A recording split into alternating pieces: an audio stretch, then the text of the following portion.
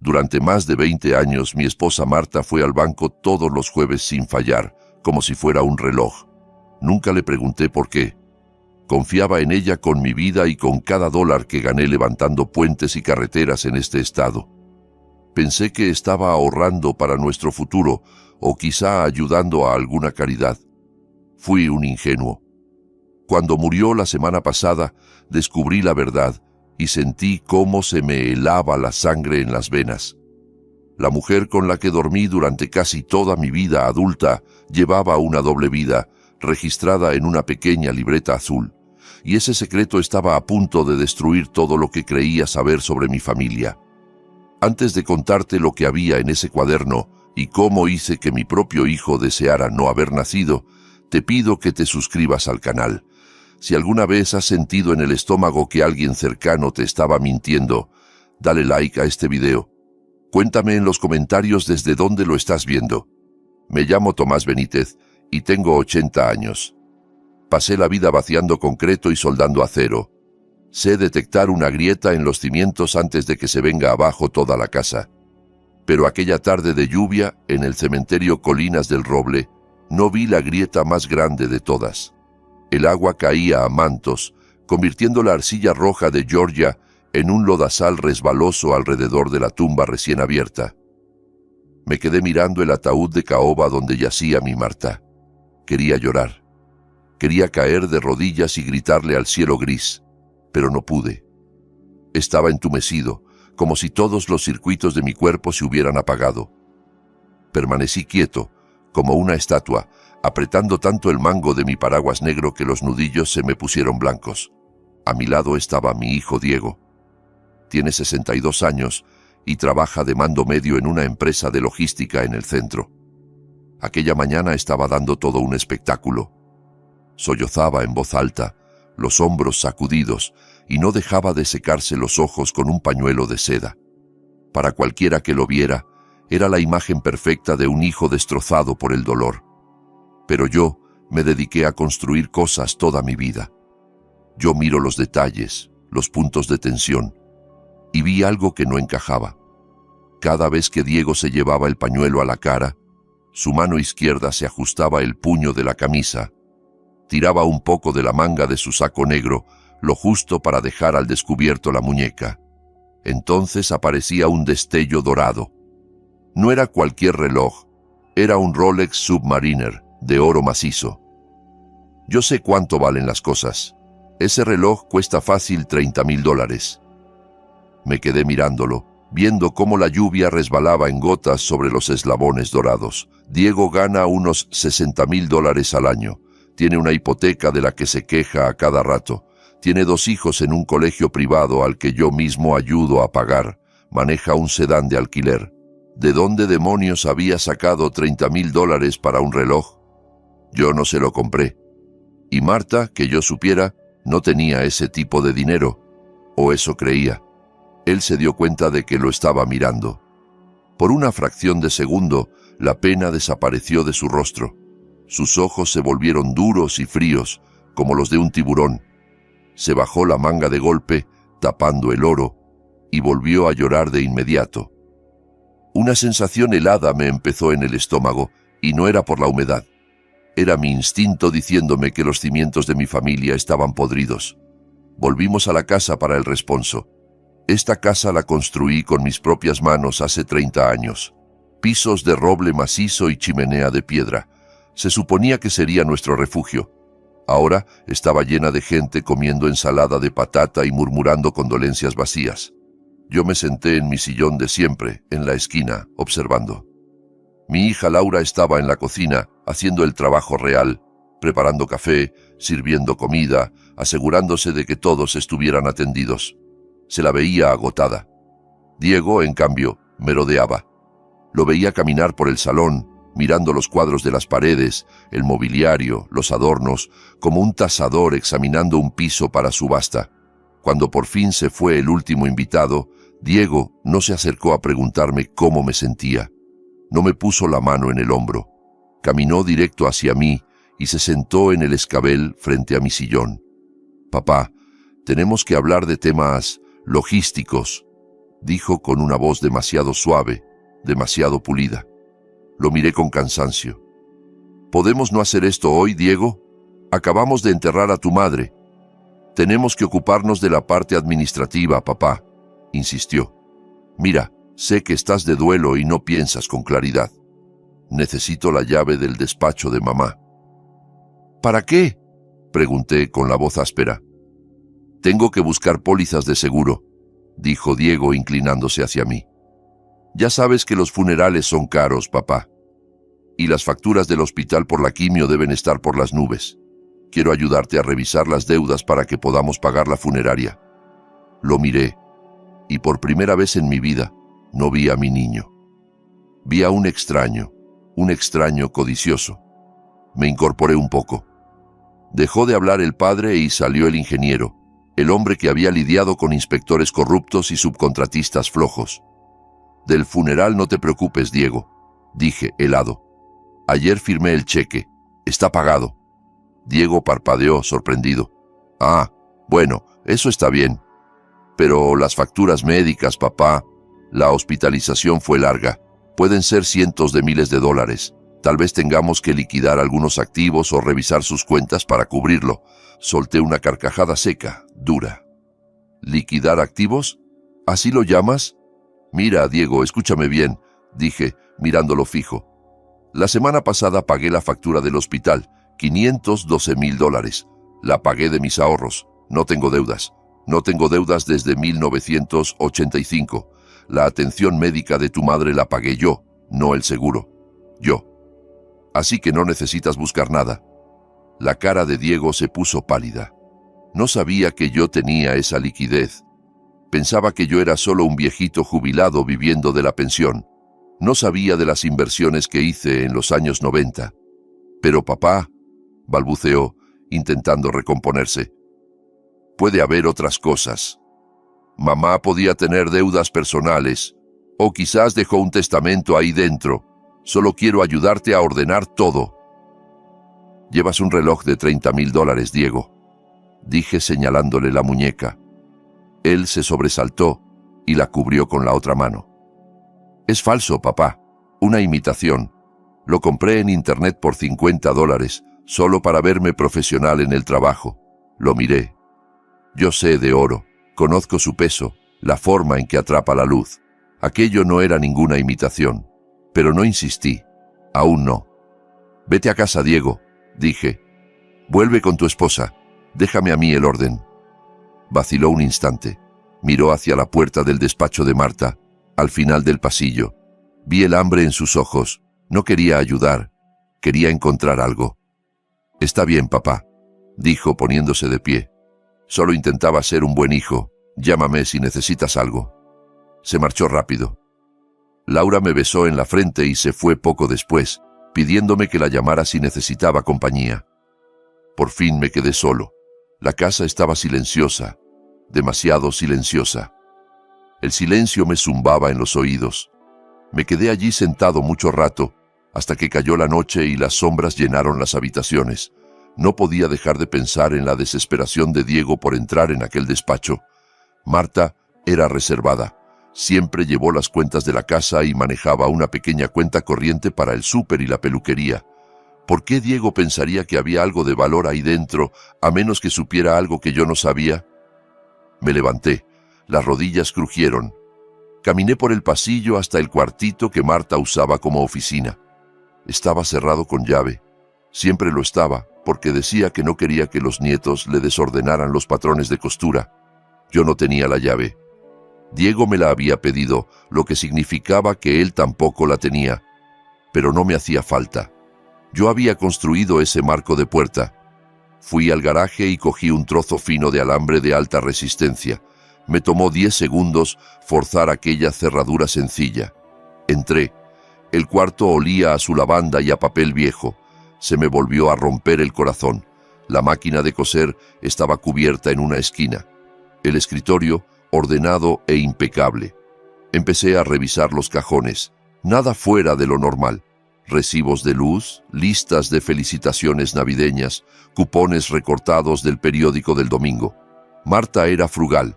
Era capaz de manejar 2 kilómetros más con tal de ahorrarse 10 centavos en un litro de leche. Por eso la idea de que tuviera deudas secretas me parecía ridícula. Revisé el archivador. Nada. Declaraciones de impuestos, escrituras de la casa. Me senté en su silla, sintiéndome un tonto. Tal vez Diego solo era un metiche. Tal vez yo era un viejo paranoico buscando pelea para distraerse del duelo. Eché una última ojeada al cuarto. Mis ojos se posaron en su viejo costurero, en la repisa. Era una cesta de mimbre que llevaba usando 40 años. Diego jamás miraría ahí.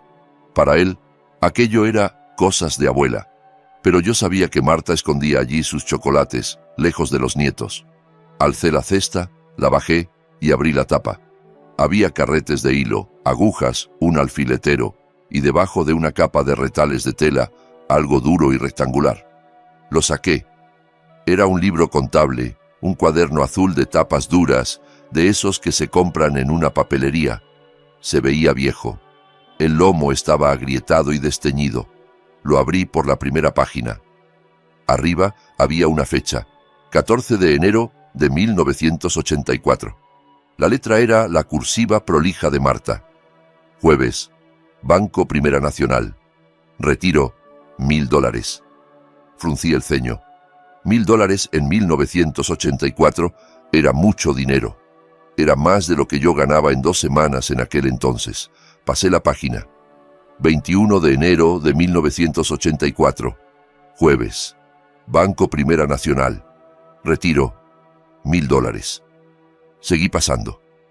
Todas las semanas, todos los jueves, durante décadas. Hice el cálculo mental. 52 semanas al año, multiplicado por 40 años. Más de $2 millones. Las manos me empezaron a temblar. Solté el cuaderno sobre el escritorio. ¿De dónde había sacado ese dinero? Marta había sido maestra hasta su jubilación. No tenía millones, y aunque los hubiera tenido, ¿por qué retirarlos en efectivo cada semana? Recordé algo. Cada jueves, desde que tenía memoria, Marta salía a hacer mandados. Decía que iba al mercado y luego al banco a ingresar su pensión o a pasar dinero a la cuenta de ahorro. Yo nunca comprobé nada, nunca le pedí recibos, confiaba en ella. Pero según aquel cuaderno no estaba ingresando, estaba retirando $1000 a la semana durante 40 años.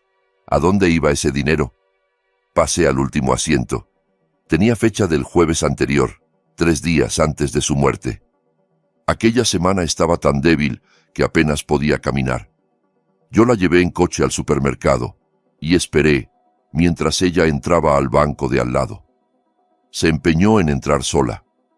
La anotación era temblorosa, escrita con una mano ya sin fuerza, pero estaba allí. Jueves. Banco Primera Nacional. $1000. Y al lado, por primera vez en 40 años, había una nota, una sola palabra escrita en tinta roja. Hecho. Me quedé mirando esa palabra. Hecho. ¿Qué estaba hecho? Entonces recordé el reloj, el Rolex de oro en la muñeca de Diego, la forma en que lo escondió, la urgencia por entrar en ese despacho. El corazón me golpeaba las costillas. Ya no estaba solo de luto, estaba asustado. A la mañana siguiente me fui al Banco Primera Nacional. Era jueves, tal como marcaba el cuaderno. El sol brillaba, pero el aire cortaba a través de mi chaqueta de lona. Me quedé un momento dentro de la camioneta, mirando las puertas automáticas abrirse y cerrarse. Durante décadas, Marta había cruzado esas puertas todos los jueves. Intenté imaginármela caminando ahí dentro. ¿Iba nerviosa? Mirando por encima del hombro. ¿O entraba con la cabeza alta, como hacía con todo? Me di cuenta, con pesadumbre, de que no lo sabía. No conocía a la mujer que venía a este banco. Miré mi propia ropa. Mis pantalones de trabajo de siempre, gastados, manchados aún de aceite hidráulico del tractor, y unas botas viejas pero cómodas. Tengo trajes y dinero de sobra para ropa cara, pero soy constructor. Estoy cómodo con la ropa con la que levanté mi vida. No pensé en ello hasta que entré al vestíbulo. El banco Había cambiado desde que yo construí esa sucursal en el 98. Lo habían remodelado.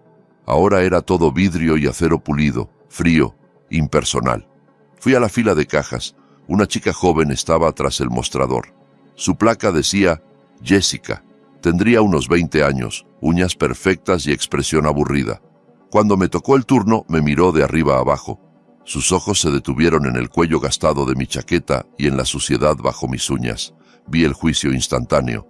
Para ella yo era un viejito que venía a cobrar un cheque pequeño de seguridad social o a quejarse de una comisión de $5. ¿En qué puedo ayudarle, señor?, preguntó con tono educado pero distante, el que se usa con los niños o con alguien a quien quieres despachar rápido. Necesito ver los movimientos de la cuenta de mi esposa, dije. La voz me salió más áspera de lo que quería, carraspeé. Se llamaba Marta Benítez. Falleció la semana pasada. La chica ni siquiera tecleó nada. Solo me dedicó una sonrisa estrecha, de manual. Lo siento por su pérdida, señor, pero no puedo dar información de cuentas a nadie que no sea el titular. Es política de privacidad. Respiré hondo.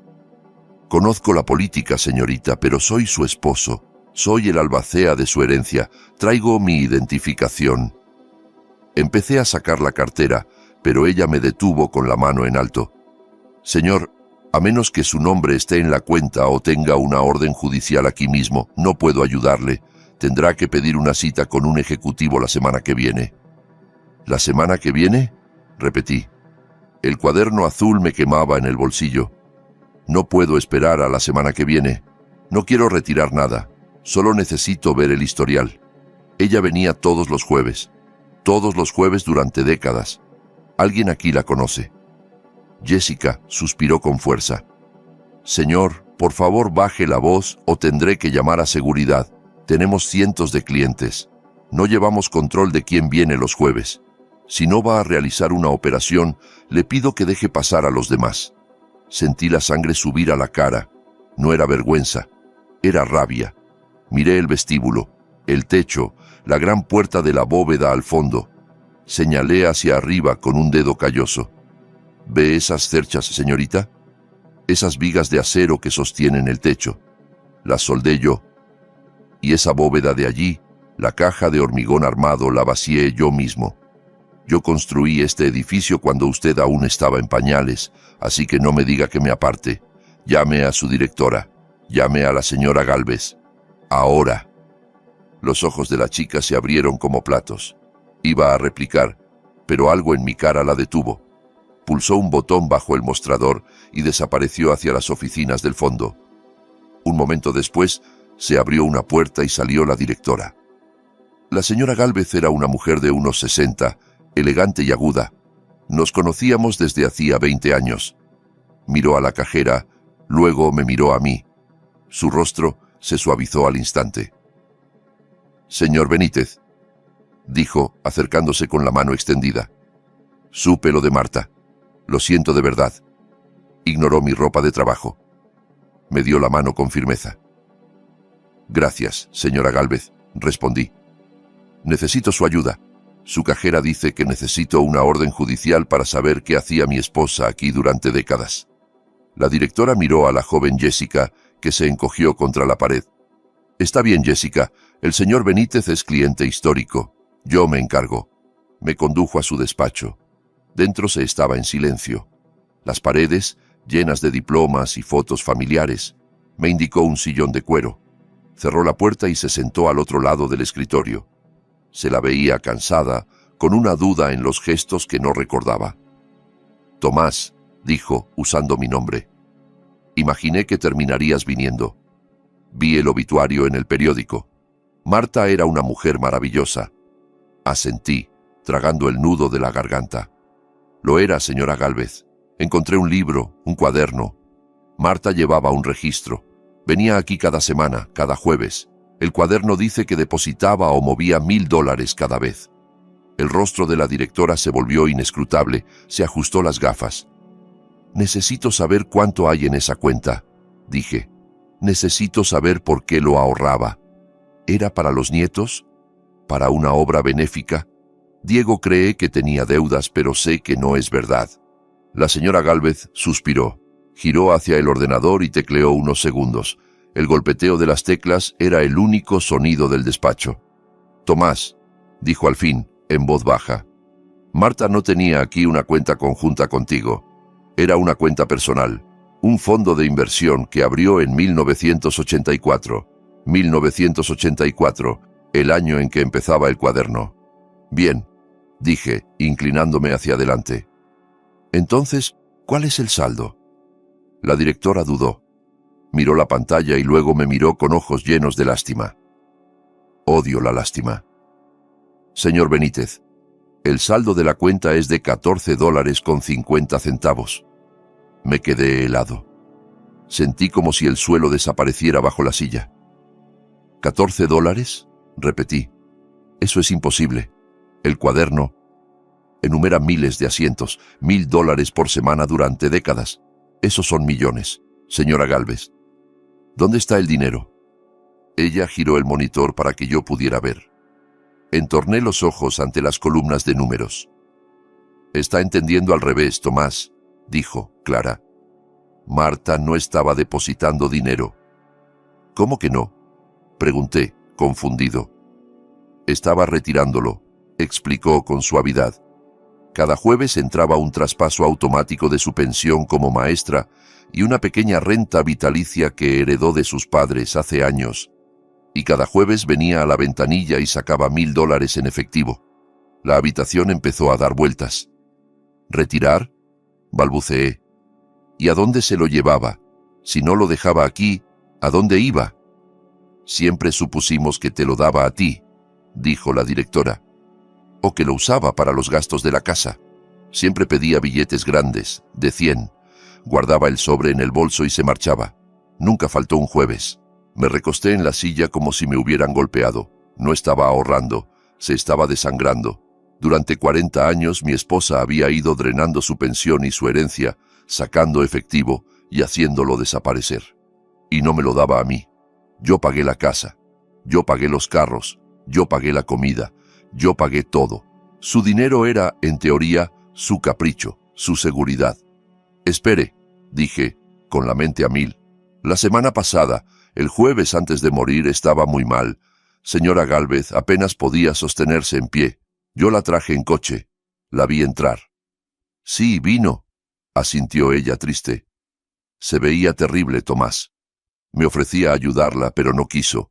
Fue a la ventanilla, retiró los últimos $1,000 que le quedaban ese mes. Le temblaban las manos tanto que se le cayó el sobre 2 veces. ¿Por qué? Susurré. ¿Por qué haría eso? Se estaba muriendo. Lo sabía. ¿Para qué necesitaba $1,000 en efectivo 3 días antes de morir? La directora se quitó las gafas. No lo sé, Tomás, pero hay algo más. Ese último día no guardó el sobre en el bolso. ¿Qué hizo con él? Pregunté. Salió por la puerta de atrás, explicó, hacia el estacionamiento de empleados. Es más privado. Normalmente no dejamos que los clientes salgan por ahí, pero a Marta le hacíamos la excepción porque le costaba caminar. Agradecí a la señora Gálvez. Me levanté sobre unas piernas de gelatina y salí del despacho, atravesando el vestíbulo sin ver a nadie. Mi cabeza era un huracán. Marta no estaba acumulando una fortuna. Estaba pagando a alguien $1,000 a la semana, 52,000 al año, más de 2 millones a lo largo de nuestro matrimonio. Llevaba 40 años entregando dinero en efectivo y se aseguró de hacer el último pago incluso agonizando. ¿Quién tenía ese poder sobre mi esposa? ¿Quién podía lograr que una mujer moribunda se arrastrara al banco para entregar un sobre? Fui hasta la camioneta. Había vuelto a empezar la lluvia. Me senté al volante y me quedé mirando fijamente. Pensé en el cuaderno azul. Pensé en la palabra en tinta roja. Hecho. Fuera la deuda que fuera, fuera el chantaje que fuera, se terminaba con su muerte. O quizá lo había saldado justo a tiempo. Sentí una rabia fría crecer dentro de mí. Desplazó al dolor y a la confusión. Alguien le había hecho eso. Alguien la había exprimido. Arranqué el motor. No iba a casa. Iba a averiguar quién la esperaba en aquel estacionamiento trasero y que Dios lo ayudara cuando lo encontrara.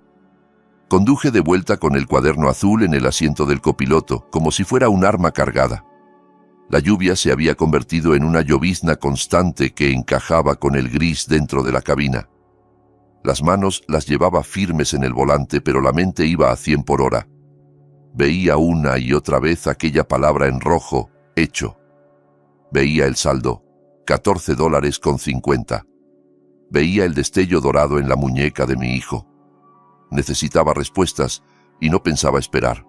Aparqué frente a la casa que ahora me parecía demasiado grande y demasiado vacía sin Marta. Entré directo a la cocina y cogí el teléfono fijo. Llamé primero a Laura. Contestó al segundo tono, la voz cargada del mismo duelo que yo. Le dije que viniera a cenar. Después llamé a Diego. Sonaba receloso. Preguntó si ya había encontrado las pólizas del seguro. Le dije que viniera, que había comprado un cubo de pollo frito y no quería comer solo. Era mentira, pero sabía que vendría. Estaba olfateando el dinero como un sabueso y no se perdería una oportunidad para volver a entrar en la casa. Una hora después, estábamos sentados alrededor de la mesa de roble del comedor. No saqué la vajilla buena. Comíamos en platos desechables, solo mis 2 hijos y yo. Solo se escuchaba la lluvia contra la ventana y el raspar de los tenedores de plástico. Laura se veía cansada, jugueteando con el coleslaw, los ojos enrojecidos. A ella sí se le notaba el vacío de su madre en los hombros caídos. Diego era distinto. Comía rápido, nervioso. Sus ojos iban de estante en estante, de vitrina en vitrina, al pasillo que llevaba al despacho. Llevaba un polo informal esa noche, pero aún así alcancé a ver que el reloj seguía en su muñeca. La mano izquierda permanecía casi todo el tiempo bajo la mesa. «Entonces, papá», dijo Diego limpiándose la boca con una servilleta, «¿conseguiste entrar al despacho? ¿Encontraste algo importante?» Dejé de masticar. Lo miré. Tenía 62 años, pero en ese momento parecía un adolescente pillado con malas notas escondidas. Dejé el tenedor junto al plato. Metí la mano en el bolsillo de mi camisa de franela y saqué el cuaderno azul. No dije nada. Simplemente lo dejé caer en medio de la mesa. Golpeó la madera entre el puré de patatas y las galletas. El efecto fue inmediato. Diego se quedó helado. El tenedor se le cayó al plato. La cara se le puso blanca como la harina. Miró la tapa azul como si fuera una serpiente venenosa. Sabía exactamente lo que era. Lo vi en sus ojos. «¿Qué es eso?», preguntó Laura confundida. Estiró la mano para tocarlo, pero yo la detuve suavemente. «Pregúntale a tu hermano», dije, con voz baja y peligrosa. «Él parece reconocerlo». Diego tragó saliva con dificultad. No sé de qué hablas, papá. Parece un cuaderno viejo cualquiera». «No me mientas, muchacho», troné. Mi voz cortó el aire como un látigo. «Hoy fui al banco, Diego. Hablé con la señora Gálvez. Sé de los retiros. Todos los jueves, $1,000 durante décadas. Más de 2 millones. ¿Dónde están?» Laura se tapó la boca. 2 millones. «Papá, ¿qué estás diciendo? Mamá no tenía tanto dinero». «Sí lo tenía», respondí sin apartar la mirada de mi hijo. «Tenía su pensión, tenía una herencia que yo nunca toqué, y la vació, hasta el último centavo, y creo que Diego sabe perfectamente a dónde fue ese dinero». Él empujó la silla hacia atrás con un chirrido desagradable en el piso. Se le veía acorralado, le sudaba la frente. «Está bien, mira, papá», balbuceó, levantando las manos. «Yo no quería que lo supieras. Mamá me hizo prometerlo. Me rogó que no te lo contara. Era su secreto». «¿Qué secreto?», rugí. «Tenía un problema, papá», dijo Diego bajando la voz. «Una enfermedad. Era adicta al juego, póker en línea, máquinas tragamonedas. Empezó en los 80 y nunca pudo parar. Lo perdió todo. Yo intenté ayudarla, intenté controlar el tema, pero era incontrolable. Me quedé en silencio. Laura lo miraba como si estuviera loco. «¿Juego?», repitió ella. «¿Te oyes? Mamá ni siquiera sabía usar un smartphone. ¿Recuerdas la Navidad pasada? Intenté enseñarle a usar videollamada y pensaba que el gobierno la estaba grabando por la cámara. Seguía usando un celular de tapita de 2005. ¿Quieres que me crea que llevaba jugando póker online 40 años desde los 80? Si casi ni había internet. Diego se sonrojó. No era solo online, Laura. También había juegos clandestinos, cosas locales. Tenía un problema, ¿ok? Ustedes no la conocían como yo. Me lo confesó a mí. Me recosté en la silla, mirando mis manos curtidas por 50 años de trabajo. Recordé a Marta sentada en esa misma mesa recortando cupones del periódico. Recordé verla caminar 2 kilómetros al súper porque decía que la gasolina estaba demasiado cara para un viaje tan corto. Recordé cómo remendaba mis calcetines porque se negaba a comprar nuevos hasta que los viejos fueran agujeros. Marta no jugaba, no compraba boletos de lotería, no iba ni al bingo de la parroquia porque decía que era perder tiempo. Mi hijo me estaba mintiendo a la cara y además con una mentira floja. Pero no grité. No crucé la mesa para sacudirlo hasta que se le cayeran los dientes, aunque era lo que me pedía el cuerpo. Tenía que ser más listo. Si lo acorralaba entonces, contrataría abogados, escondería el dinero, desaparecería. Necesitaba pillarlo con las manos en la masa. Así que dejé caer los hombros, deformé el rostro en una máscara de viejo derrotado, me froté los ojos. ¿Juego? Susurré, como si me costara pronunciarlo. Mi Marta. No puedo creerlo. Es la verdad, papá, se apresuró Diego aprovechando la rendija. Estaba enferma, pero ya se acabó. El dinero se fue. No hay nada que podamos hacer. Solo tenemos que seguir adelante, proteger su memoria.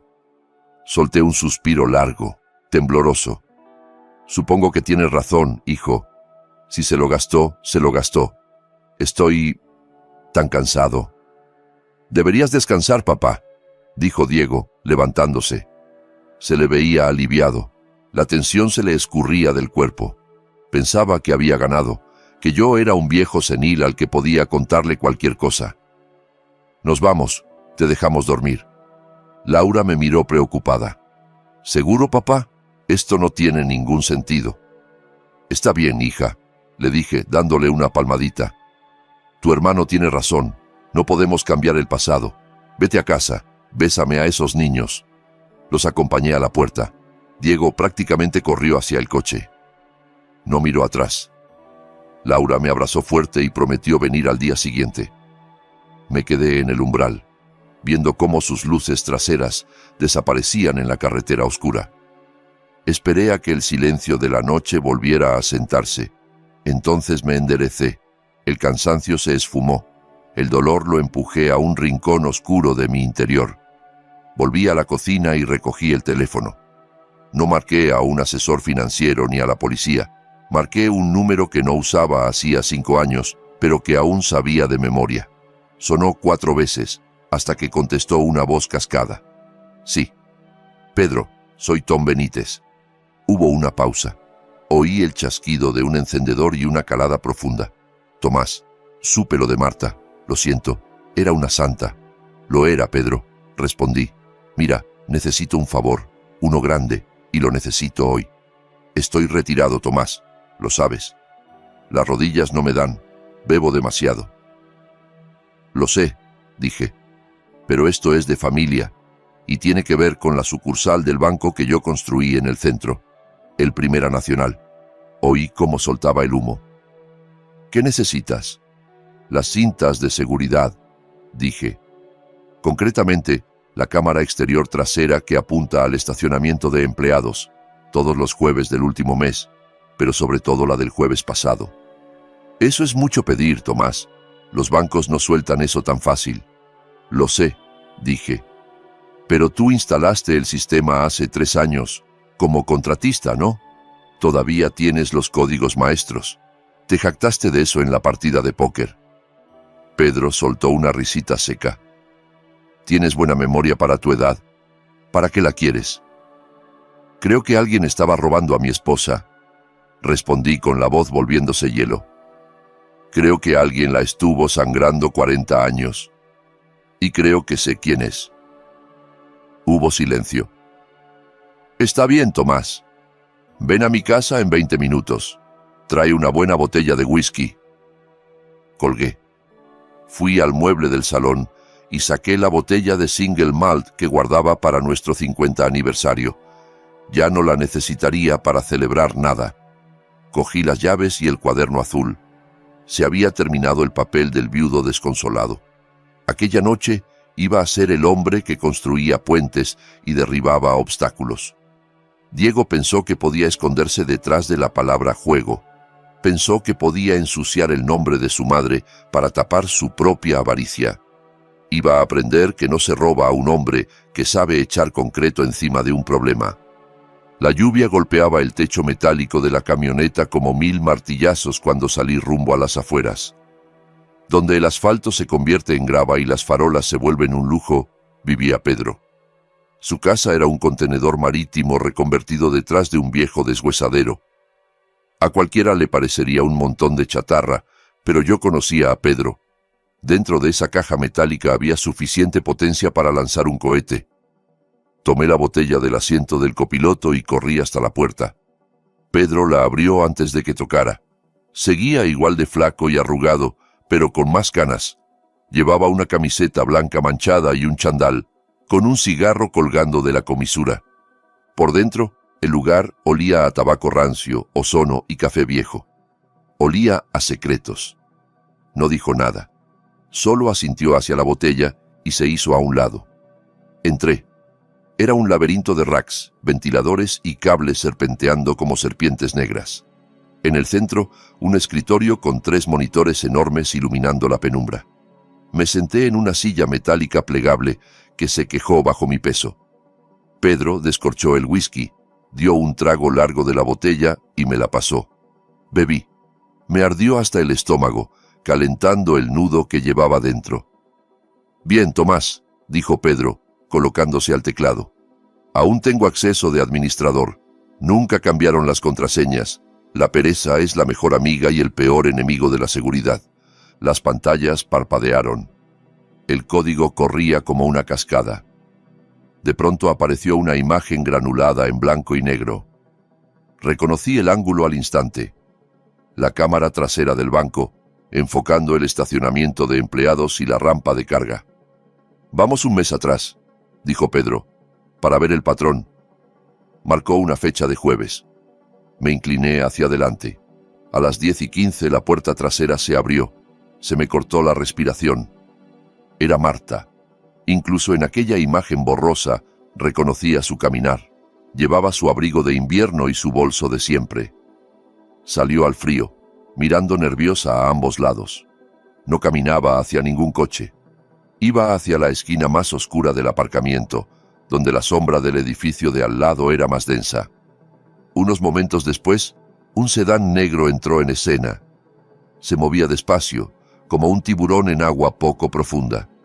Las lunas iban tan polarizadas que parecían tinta.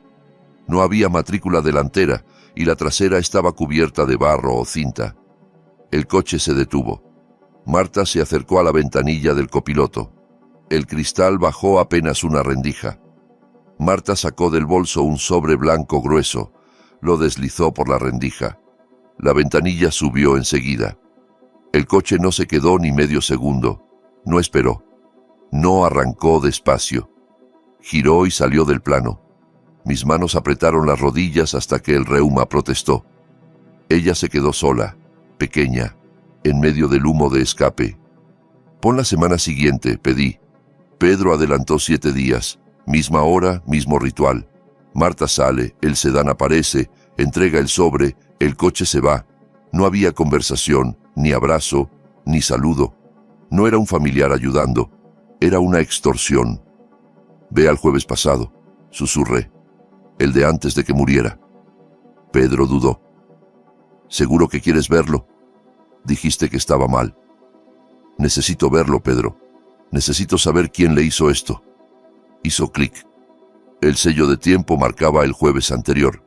Día despejado pero ventoso. La puerta trasera se abrió lentamente. Tardó en abrirse. Después apareció Marta. Solté un sonido mitad sollozo, mitad gruñido. Se veía terrible. Llevaba un pañuelo en la cabeza, ocultando la caída del cabello por la quimio. El abrigo le colgaba como 2 tallas más grande. Tropezó al cruzar el umbral y tuvo que apoyarse en la pared de ladrillo. Se quedó ahí, jadeando, reuniendo fuerzas. No debería haber salido de la cama, debería haber estado bajo una manta, con mi mano en la suya.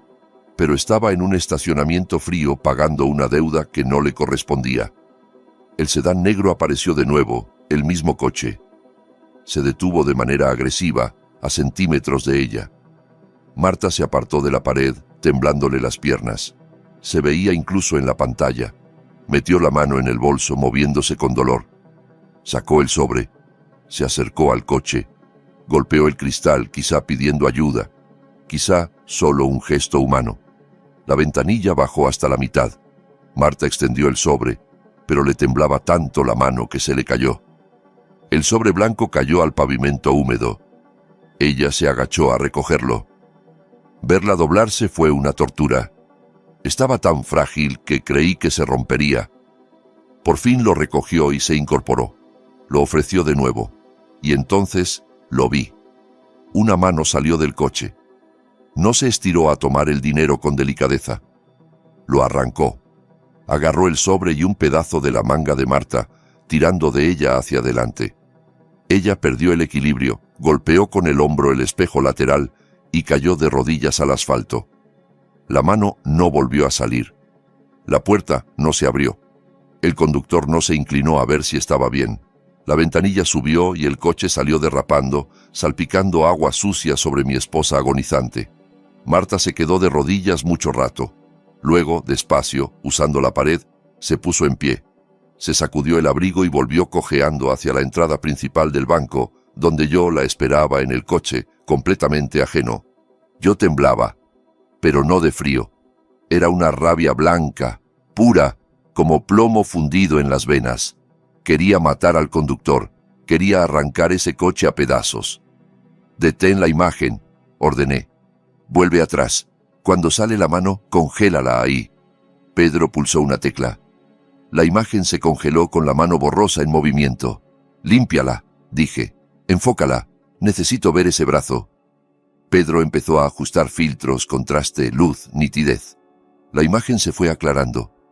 Era un brazo de hombre, con una manga oscura, quizá de polo o suéter. Pero lo que me atrajo la vista fue la muñeca. Había un brillo metálico. «Amplía», pedí. Los píxeles crecieron y la forma difusa se volvió nítida. Era un reloj grande de oro. Yo conocía ese reloj. Conocía cada eslabón, cada curva. Lo había contemplado bajo la lluvia en el cementerio. Un Rolex Submariner dorado. Miré la mano de nuevo. En el dedo anular brillaba un sello de oro con piedra negra, un anillo pesado de ónix. Ese anillo se lo regalé yo a Diego cuando se graduó de la universidad. Había sido de mi padre. Ya no quedaban dudas. No había lugar para la negación ni para la esperanza de un padre. El hombre del coche, el hombre que vio a su madre caer de rodillas y se largó, el hombre que la había ido desangrando durante años, era mi hijo Diego, mi propia sangre. Pedro vio el reconocimiento en mi cara, vio la devastación. Llenó un vaso mugriento con un buen chorro de whisky y me lo dio. «¿Lo conoces, verdad, Tomás?», preguntó en voz baja. Cogí el vaso. La mano ya no me temblaba. La sacudida había dado paso a la firmeza de un hombre que tiene trabajo por hacer. «Sí», dije, «lo conozco». «¿Puedes imprimir eso?», señalé la pantalla. «Una copia en alta resolución de esa muñeca y ese reloj». «Hecho», dijo Pedro. Imprimió la imagen. La doblé con cuidado y la guardé en el bolsillo junto al cuaderno azul. Me levanté sintiendo el peso del mundo sobre los hombros, pero también una nueva fuerza. «Gracias, Pedro. Te debo una». «No me debes nada», refunfuñó mirando la pantalla con asco. «Solo lo que vayas a hacer que duela». «Va a doler», dije, «más que nada en su vida». Salí al frío de la noche. La lluvia había parado, pero el aire cortaba. Volví a la camioneta y encendí el motor. No iba a enfrentar a Diego todavía. Negaría todo. Diría que prestó el coche, que le robaron el reloj. Inventaría otra historia, como la del juego. No, antes necesitaba saber por qué. El cuaderno empezaba en 1984. Diego tenía entonces poco más de 20 años. recién metido a trabajar en mis obras. ¿Qué pasó ese año? ¿Por qué empezaron los pagos entonces? Conduje de vuelta a casa, rebuscando entre los estratos de recuerdos de 40 años. Fui directo al sótano. Ahí guardaba los archivos viejos de Construcciones Benítez, cajas de facturas, declaraciones de impuestos y contratos. Yo lo guardo todo. Encendí la bombilla desnuda que colgaba del techo. El sótano olía a polvo, tierra seca y papel viejo. Encontré la caja marcada 1984 a 1985. La bajé a mi banco de trabajo y corté la cinta con mi navaja. Dentro había facturas, hojas de horas y reportes de seguridad. Fui pasando los meses, abril, mayo, junio. Entonces vi la carpeta que buscaba. La pestaña era roja. Reporte de incidente. 14 de junio de 1984. No necesitaba leerla para recordar. Esa fecha la reviví en pesadillas durante años. Estábamos construyendo el paso elevado de la I-20. Era el contrato más grande que había conseguido. Un trabajo que debía ponernos en el mapa. En cambio, casi nos hunde. Recuerdo el sonido primero. El chirrido del metal al desgarrarse, luego los gritos, luego el estruendo sordo del andamio cayendo. Un joven llamado Miguel estaba allá arriba. Cayó 10 metros. Sobrevivió, pero nunca más volvió a caminar. La investigación fue brutal. Los inspectores de seguridad se nos echaron encima.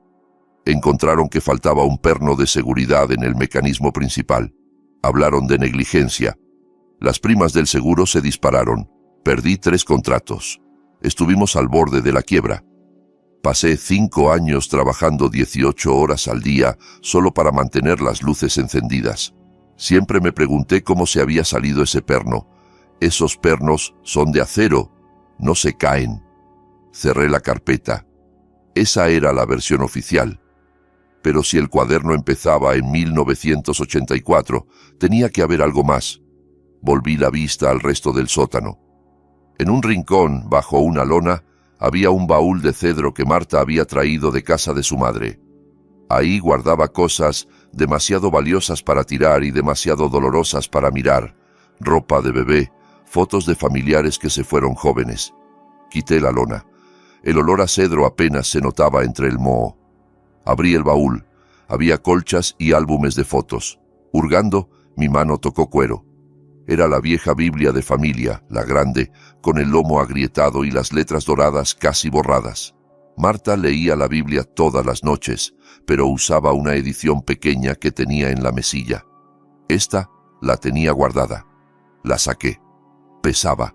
Me senté en un banquito y la abrí sobre las rodillas. Pasé las páginas finas. Génesis, Éxodo, Salmos, hasta que lo encontré. Entre las páginas del libro de Job había un sobre. No era nada especial, papel barato amarillento por los años.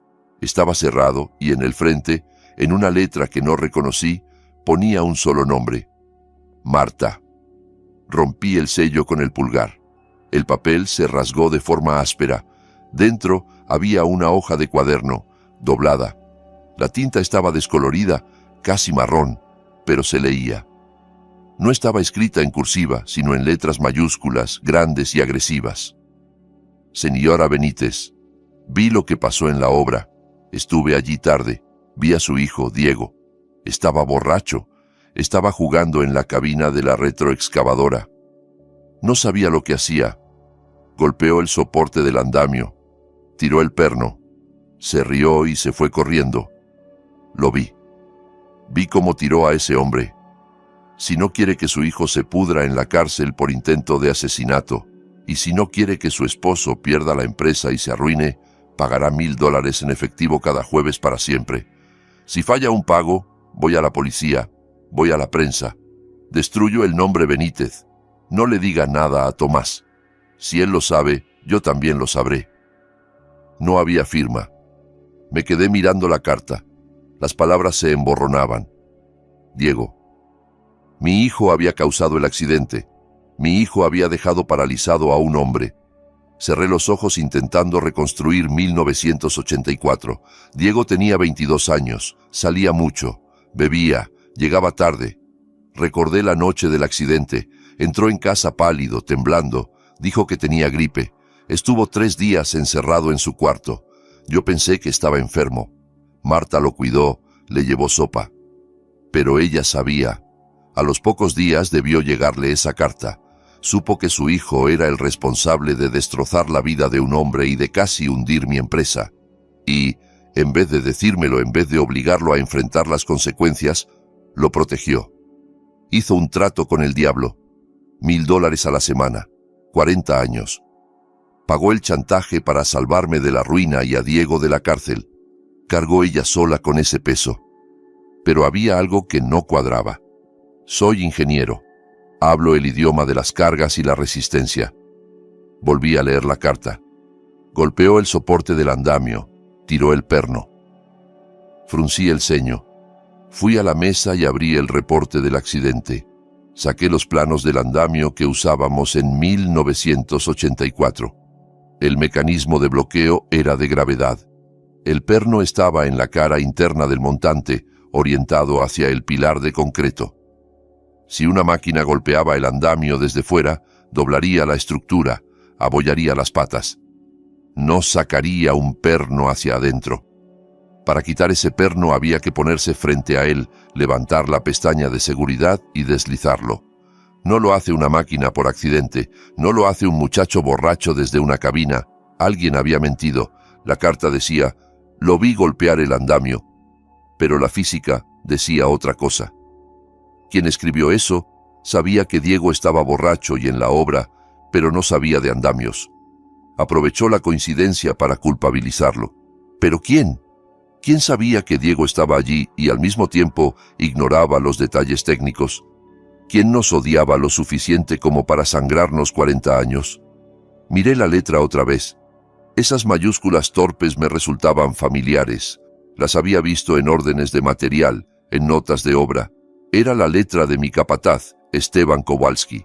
Él era el único que tenía las llaves de la obra. Él firmaba los partes de seguridad. Él aseguró que todo estaba en regla al irse. Si Diego estuvo allí, Esteban lo dejó entrar o lo vio. Ya no trabajaba conmigo.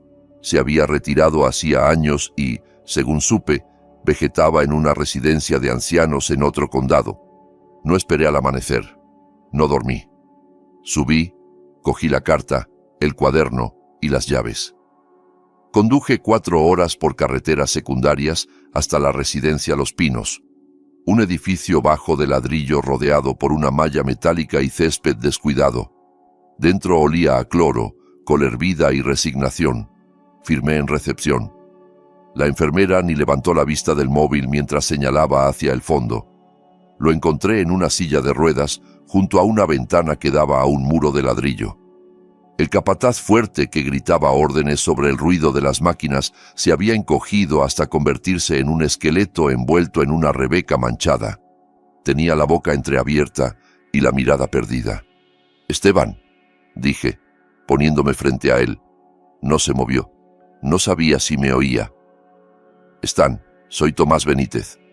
Sus ojos parpadearon. Giró la cabeza con lentitud. La memoria tardó en atravesar la niebla de pastillas y años. Luego, sus ojos se abrieron un poco. «Benítez», raspó su voz. «Estás viejo». «Todos lo estamos, Stan».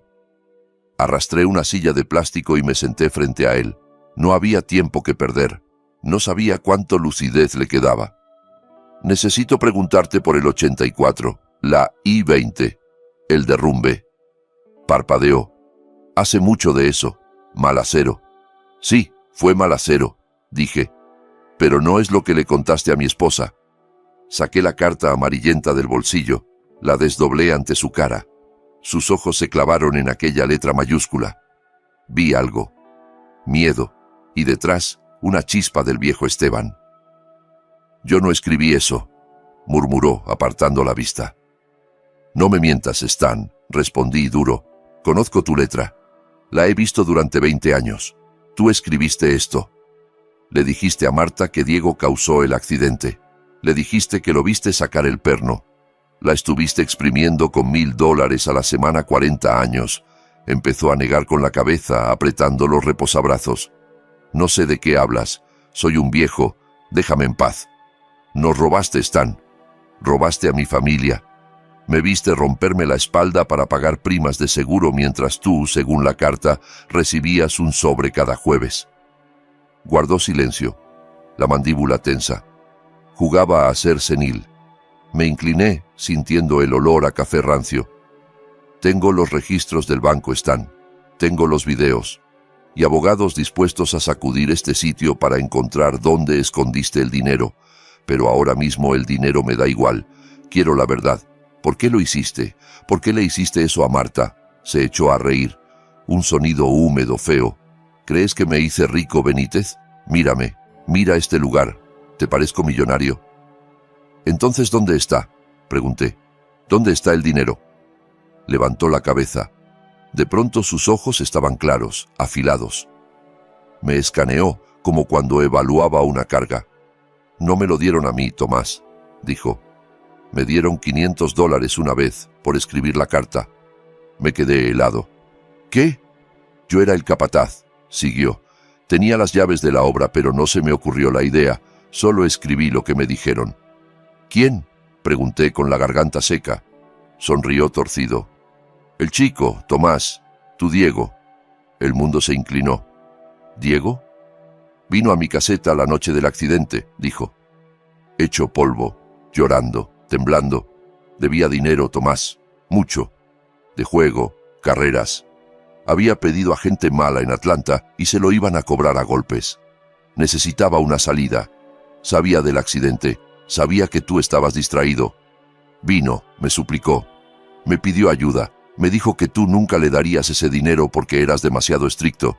Dijo que su madre era blanda, que pagaría cualquier cosa por protegerlo. Me dictó palabra por palabra lo que debía escribir. Me dio $500 por mandar la carta. Dijo que lo demás ya lo arreglaba él. Me tragué el vacío. ¿Y él cobraba? Cada semana, asintió Esteban. Le dijo a ella que dejara el dinero en el banco, que así parecía que hacía mandados. Él lo recogía, jugaba a mensajero y a víctima. Me usó de hombre del saco, Tomás. Le decía, Kowalski quiere más. Kowalski amenaza con hablar. Pero era él. Siempre fue él. Lo miré. Quise llamar mentiroso al viejo. Quise agarrarlo de la Rebeca, pero las piezas encajaban demasiado bien. El reloj, la avaricia, las prisas por entrar al despacho. Diego no solo había robado a su madre, la había torturado psicológicamente. Le hizo creer que su hijo era un criminal. La obligó a pagar por esa culpa durante 40 años. Usó su amor como arma y la dejó morir creyéndolo. Esteban me observaba, casi aliviado por soltarlo. Es mala sangre, Tomás, dijo. Yo acepté los 500 porque los necesitaba. Nunca pedí ni un centavo más. Pensé que dejaría de cobrar cuando pagara las deudas, pero nunca paró, ¿verdad? No, respondí poniéndome en pie. Las piernas me pesaban. No, nunca paró. Di media vuelta. No podía seguir viéndolo. Sí, Esteban era culpable, pero no era el arquitecto. El arquitecto de 40 años de sufrimiento silencioso era mi propio hijo.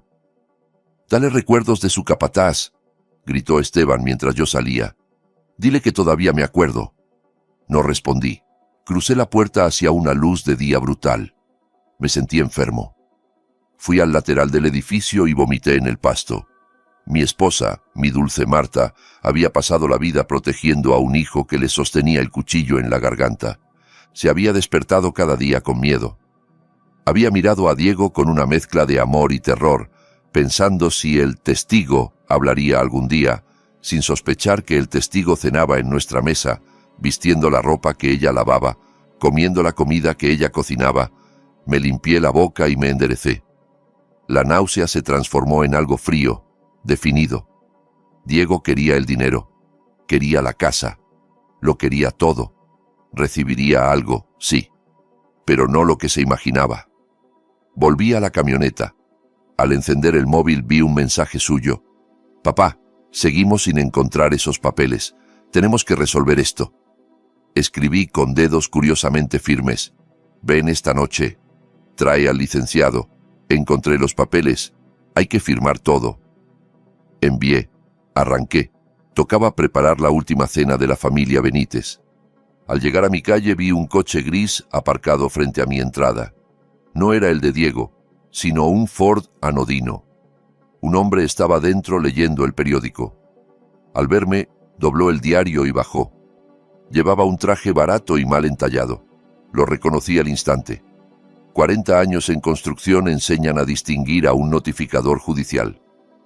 ¿El señor Tomás Benítez?, preguntó adelantándose por el camino. Yo soy. Me tendió un sobre manila grueso.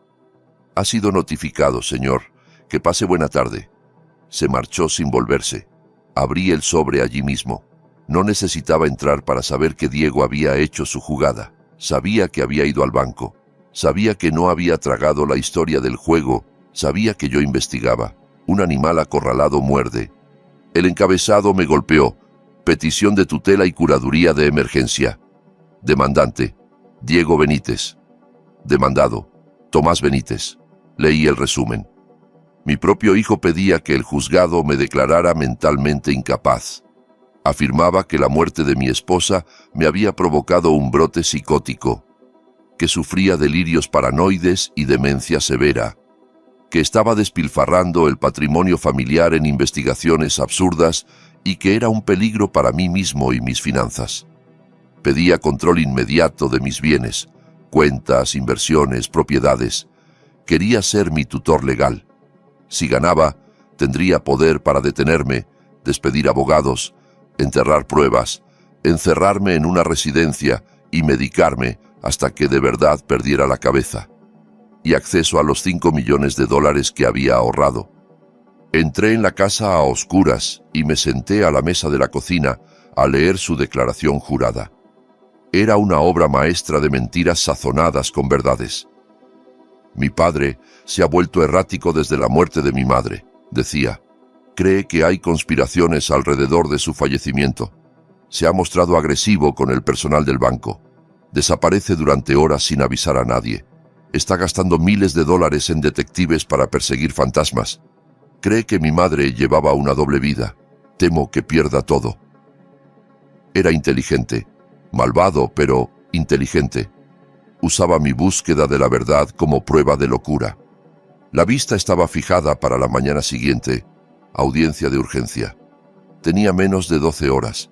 No dormí. Me duché, me afeité y me puse el mejor traje gris. Lustré los zapatos hasta verme reflejado. No iba a entrar a la sala pareciendo el viejo confuso que Diego necesitaba. El juzgado de condado me era familiar. Yo mismo había vaciado los cimientos de la ampliación en los 90. Subí las escaleras con la cabeza alta, aunque el estómago me hervía. La sala era pequeña. Esto no era penal, sino familia. Íntimo, silencioso, letal. Diego ya estaba allí, en la mesa del demandante, con un abogado que no conocía, un tipo de pelo engominado y traje carísimo. Cuando me vio entrar, Diego no sonreía. Ponía una cara de preocupación sincera, la de un hijo amoroso obligado a hacer algo terrible por el bien de su padre. Me senté solo en la mesa del demandado. No tuve tiempo de avisar a mi abogado. Estaba por mi cuenta. Entró el juez Hidalgo, un hombre joven, quizá de 40. No me conocía. Solo veía a un viejo solo frente a un hijo preocupado. Diego declaró primero. Su actuación merecía un premio.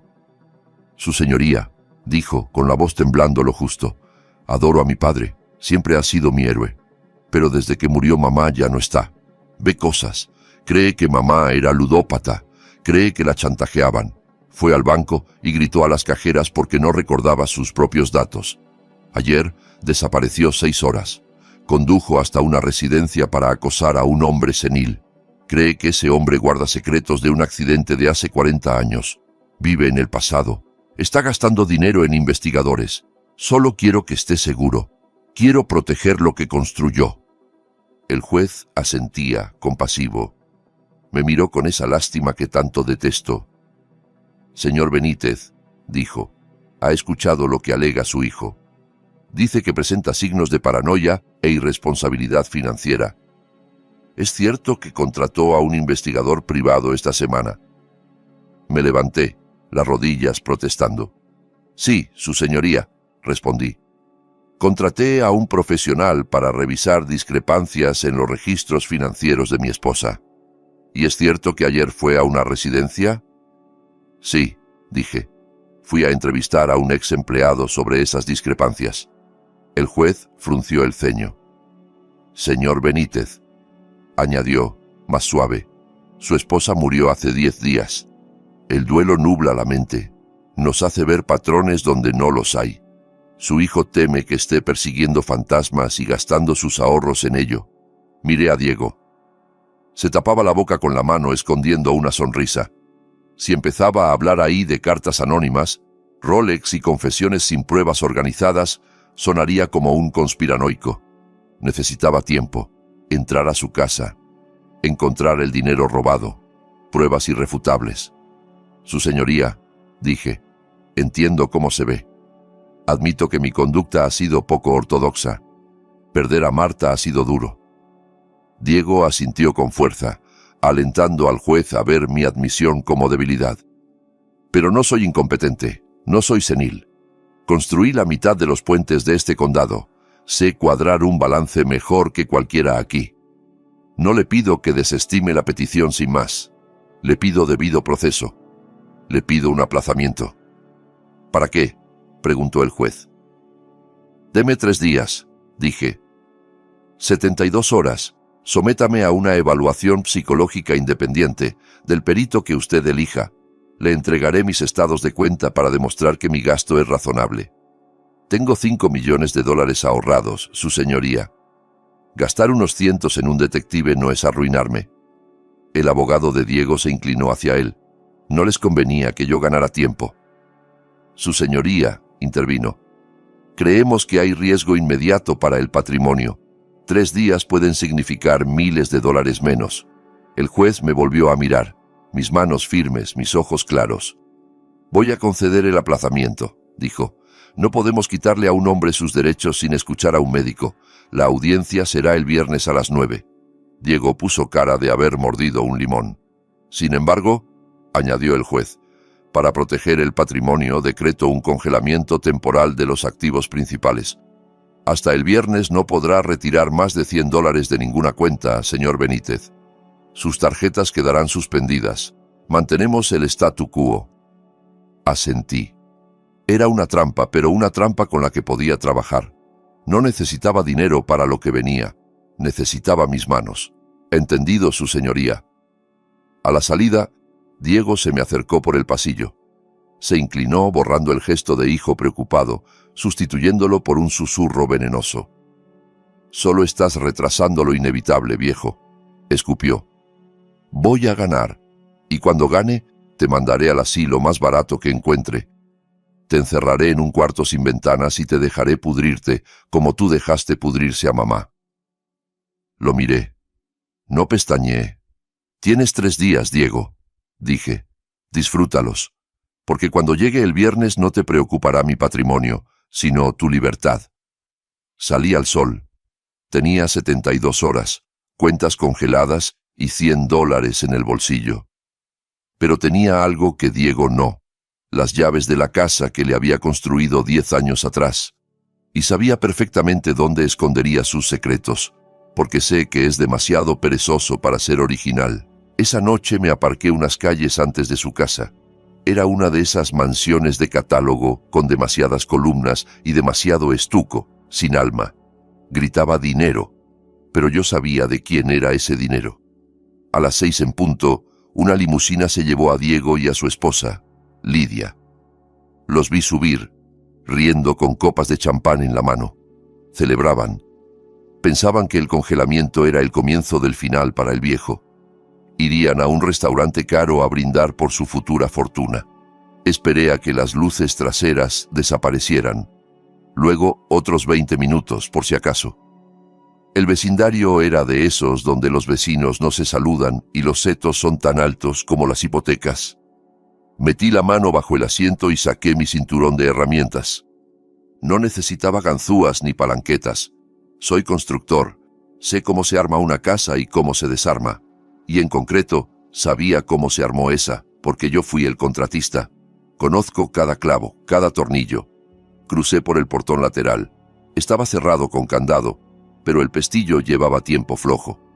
Se lo había dicho a Diego hacía 3 años, no lo arregló. Vagué hasta el patio trasero. Las luces de la alberca encendidas hacían brillar el agua turquesa. Parecía un catálogo. Me planté ante la puerta trasera. Madera maciza con cerradura de 3 puntos, impenetrable para un ladrón con palanca. Pero yo no era un ladrón. Era el instalador. Cuando monté esa puerta, usé bisagras de latón pesado con remates decorativos por fuera, porque Diego quiso que abriera hacia el exterior. Le dije que era un riesgo. Él dijo que yo era anticuado. Saqué un desarmador plano y un martillo.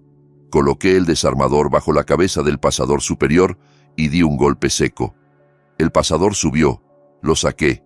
Repetí con el del medio y el de abajo. Dejé las 3 varillas sobre el felpudo. Luego hice palanca con cuidado en el lado de la cerradura y levanté la hoja de la puerta de las bisagras. La sujeté antes de que rozara el estuco y la recargué en la pared. Estaba dentro. Sin cristales rotos, sin alarma. Los sensores estaban en el marco, no en la hoja. La casa olía a colonia cara y producto de limpieza. Me limpié las botas en la alfombra. Aún no quería dejar huella. Sabía exactamente a dónde ir. Su despacho en la planta alta, la habitación con mejor vista, la que dijo necesitar para sus inversiones. Subí la escalera. La alfombra era tan gruesa que tragaba los pasos. La puerta del despacho estaba abierta, soberbia. Entré y encendí la lámpara del escritorio. Era obsceno, paneles de cuero en las paredes, un escritorio digno de un director general, repisas repletas de libros con lomos sin desgastar. Fui directo al cuadro de cacería que colgaba tras la silla. Era horrible. Lo corrí a un lado. Ahí estaba. La caja fuerte empotrada, teclado electrónico. 4 dígitos. El único misterio. Miré el teclado. Diego es narcisista y perezoso. No usaría algo al azar. Probé su cumpleaños. Nada. El de Lidia. Nada. El aniversario de bodas. Nada. Miré alrededor. Todo aquello, cuero, escritorio, vista, existía gracias a una sola persona, Marta. Era lógico que Diego quisiera recordárselo cada vez que abría la caja. Tecleé la fecha de nacimiento de mi esposa, 0407. El foco se puso en verde. Un clic mecánico. Sentí náuseas. Había usado el cumpleaños de la mujer a la que robaba para proteger aquello que le robaba. Una broma privada. Abrí la puerta pesada. Adentro, los anaqueles llenos. En el fondo había fajos de billetes, paquetes gruesos de $100 con bandas del Banco Primera Nacional. Era el efectivo que Marta había sacado los últimos meses. Ni siquiera se había molestado en blanquearlo. Lo apilaba ahí como menudencias. En el estante del medio había pasaportes y libretas bancarias. Las abrí. Cuentas en las Islas Caimán, en Suiza. Saldos obscenos. Depósitos regulares durante décadas, que coincidían con los retiros del cuaderno de Marta. Había invertido el dinero robado. Lo había hecho crecer. Mientras su madre recortaba cupones, él capitalizaba sus sufrimientos. En el estante superior, un montón de papeles sujetos con una liga. El de arriba era una hoja de cuaderno amarillenta. En lápiz, alguien había practicado letras mayúsculas una y otra vez. Vi lo que hizo Diego. Lo vi. La letra al principio temblorosa, luego agresiva, igualita a la de la carta. Detrás venía el primer borrador de la misiva, con frases tachadas, líneas reescritas, buscando el tono más amenazante posible. Si no paga, su hijo va a prisión. Esa frase la había repetido 3 veces. Detrás había decenas de cartas más, borradores de amenazas que le mandó a Marta cuando necesitaba más. Kowalski pide más, mamá. El testigo se pone nervioso. Necesito 5,000 más o hablará. Las guardaba. Guardaba la evidencia de su propia vileza. ¿Por qué? Porque eran trofeos, pruebas de lo listo que se creía, de lo fácil que había manipulado a la mujer que lo parió. Me tembló la mano al sostener los papeles. Aquello no era solo abuso financiero, era tortura psicológica planificada durante 40 años. Era la prueba de que mi hijo no tenía alma. Lo saqué todo. Metí billetes, libretas, cartas en una bolsa de lona que había llevado. Vacié la caja, no dejé nada. Cerré y giré el dial. Volví a colgar el cuadro. Un instante quise romperlo todo, destrozar el escritorio, tirar libros, pero eso lo alertaría. Necesitaba que se sintiera seguro un poco más. Volví a bajar con la bolsa al hombro, recolgué la puerta, encajé las bisagras y devolví los pasadores con 3 golpecitos. Todo como si nada. Salí otra vez por el portón flojo y caminé de vuelta a la camioneta. Puse la bolsa sobre el asiento del copiloto, junto al cuaderno. Respiré hondo. Sí, había cometido un delito, pero no me sentía ladrón, sino soldado recuperando munición tras las líneas enemigas. Era medianoche. Diego estaría pidiendo postre, riendo de lo fácil que era manipular a su viejo. Arranqué. Que riera, que disfrutara su crème brûlée. Al día siguiente recibiría una llamada que marcaría el principio del fin. Al amanecer del sábado estaba sentado en mi mesa de cocina con la bolsa abierta, los fajos de efectivo, los documentos de las cuentas extranjeras, las cartas, extendidos como piezas de un rompecabezas por fin resuelto. No había dormido, pero no tenía sueño. Sentía esa energía vibrante de antes de vaciar una gran losa. Cuando sabes que, una vez que empiece a correr el concreto, ya no hay marcha atrás. Necesitaba un testigo. No podía hacerlo solo, porque Diego es mentiroso y lo enredaría todo. Necesitaba a alguien que hubiera querido a Marta tanto como yo, que viera la podredumbre antes de que yo quemara la casa. Llamé a Laura. Eran las 6. Contestó asustada, creyendo que me había pasado algo. «Quiero que vengas, hija», dije firme. «Ahora, sola. No le digas nada a tu hermano». «¿Te caíste? ¿Estás bien?» «Estoy bien. Solo ven. Es sobre mamá. Y sobre el dinero». Llegó 20 minutos después, despeinada y en pants. Al entrar y ver el dinero y los papeles en la mesa de roble, se quedó clavada. «Papá», susurró. «¿Qué es esto? ¿Asaltaste un banco?» «No», respondí tranquilo. «Tu hermano sí. Siéntate». Le serví café. Le enseñé todo. El cuaderno azul, la foto del reloj de Diego bajo la lluvia, y lo peor, le puse delante las cartas. La obligué a leer el borrador en el que Diego practicaba cómo amenazar a su propia madre. Vi cómo el reconocimiento se convertía en horror y luego en lágrimas. La aterrorizó, lloró Laura.